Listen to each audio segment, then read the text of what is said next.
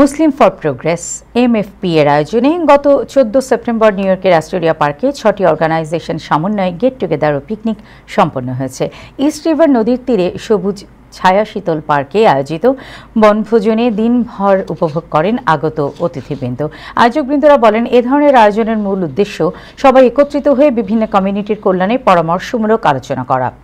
বিশেষ করে আগামী নভেম্বরে নিউ ইয়র্ক সিটির ইলেকশনে মেয়র প্রার্থী জোহরান মামদানির পক্ষে ভোটের প্রচারণার কাজ করার জন্য দিক নির্দেশনামূলক পরামর্শ দেওয়া হয়। বনভোজনে Astoria district 36 assembly women member প্রার্থী মেরি জোবায়দা এবং ডিস্ট্রিক্ট 24 অ্যাসেম্বলির প্রার্থী মাহতাব খান অংশগ্রহণ করেন। মেরি জোবায়দা পিকনিকে উপস্থিত অতিথিদের উদ্দেশ্যে বলেন, কমিউনিটির সমস্যা সম্ভাবনা তুলে ধরে আগামীতে নিউ ইয়র্ক সহ পুরো যুক্তরাষ্ট্রে কমিউনিটির প্রসারে ঐক্যবদ্ধ থাকতে হবে। আগামী অ্যাসেম্বলি নির্বাচনে মেম্বার পদে সবার সহযোগিতা কামনা করেন তিনি। বনভোজনের মূল আকর্ষণ ছিল বিভিন্ন ধরনের খাবারের আয়োজন। পিকনিকের 6টি অর্গানাইজেশন হল BAPP এবং drum beats, Jamaica friends society, Malikah Muslim community network, মুসভোট, মুসলিম ডেমোক্রেটিক ক্লাব এবং democratic club.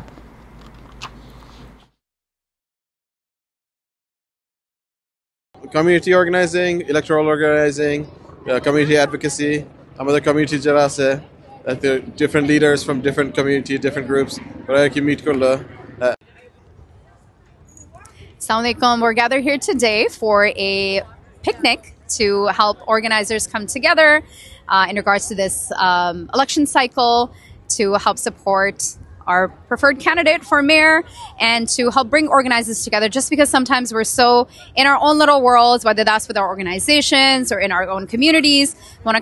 We want to make sure that we can come together as Muslims and South Asians and build that political power that we really need. To get together as community organizers, and we came together as a group of several different organizations with the same goal.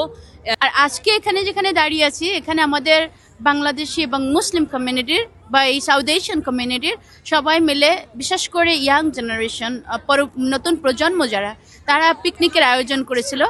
তারা যে political যে কাজ করতেছে, নির্বাচনে পরিচালনা করে বিভিন্ন ক্যান্ডিডেটের পক্ষ থেকে, তো তারা সবাই মিলে একটা পিকনিক করেছে নেটওয়ার্কিংয়ের জন্য, একে অপরকে জানার জন্য, তাদের কমিউনিটি বিল্ডিংয়ের জন্য, সবার সাথে সুসম্পর্ক করে সবাই মিলে সামনে আগানোর জন্য। তো সেই পিকনিকে এসে আমার আরও ভালো লাগছে দেখে যে আমাদের ওল্ডার জেনারেশন তো সবসময় কাজ করতো, তারা তাদের এক ধরনের এই বিদেশে এসে তাদের সার্ভাইভালের জন্য বলেন, আর তাদের নতুন জীবন গড়ার জন্য তাদের এক ধরনের যুদ্ধ ছিল, তাদের এক ধরনের অর্গানাইজিং ছিল, যে এই যে পরবর্তী প্রজন্ম তাদের মতো করে আবার অর্গানাইজ করতেছে আরও সামনে অগ্রসর হওয়ার জন্য। এটা দেখে ভীষণ ভালো লাগছে।